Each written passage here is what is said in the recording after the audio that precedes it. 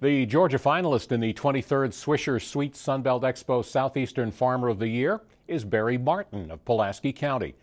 Monitor's Rick Treptow learned during a visit to his farm that Martin uses a strict program of conservation practices and also innovates when nothing else works. Here's the story. Barry Martin Farms is a very diversified operation, and each crop shows one man's love of his land. At the end of service in the National Guard in 1972, his mother helped him buy some farm equipment. He started actively farming most of the time by himself.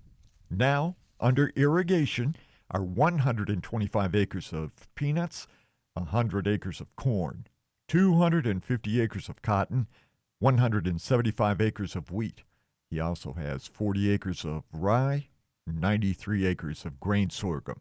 It's been a better season than it was the last couple. We got a few more showers. Barry Martin's farm is totally committed to conservation tillage and overall soil conservation. Here's how it starts. This is a residue management tool. It rolls our rye down and leaves it all in one direction.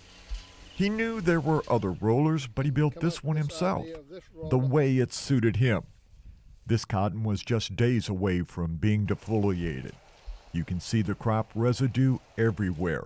In this case, matted corn stalks provided an excellent cover for his cotton.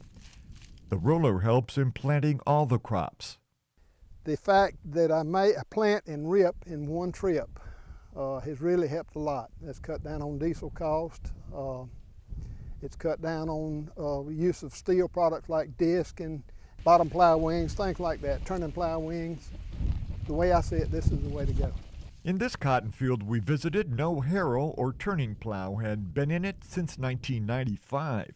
We saw this AU Robin crimson clover planted in the fall of 2010. There was no sign of pigweed attributed to this method.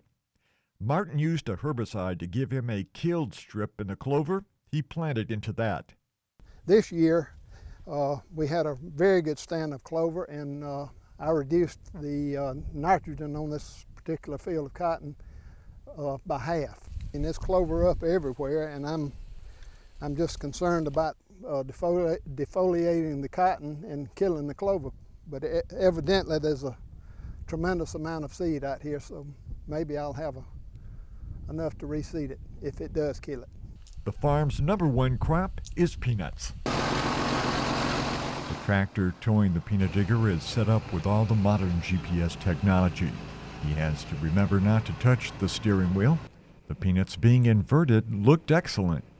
With the mass number of acres planted this year and production looks like real good across the state, it'll be rather interesting to see what prices do for next year.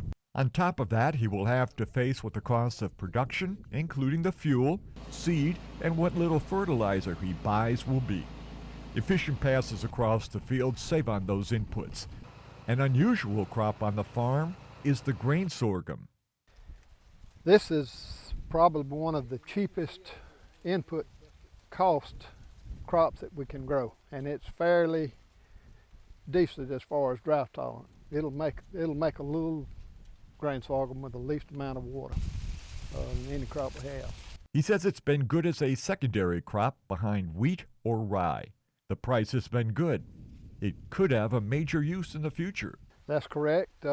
Same as corn, but it's not quite as expensive as corn is, so it would make a good biofuel. Being selected as Georgia State winner was a big honor.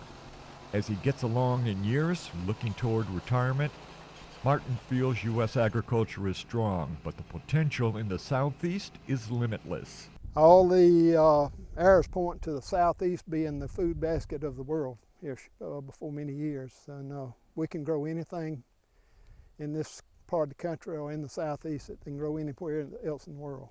Barry Martin joins 9 other state winners. They already each received $2,500 and an expense-paid trip to the expo, a gift certificate for $500 from Southern States Cooperative, $1,000 in Phytogen cottonseed, or a $500 donation to a charity, and a vest. The winner will be announced during the first day of the expo, October the 16th, at the Agribusiness Luncheon on the large Moultrie, Georgia site. For the Georgia Farm Monitor, I'm Rick Treptow.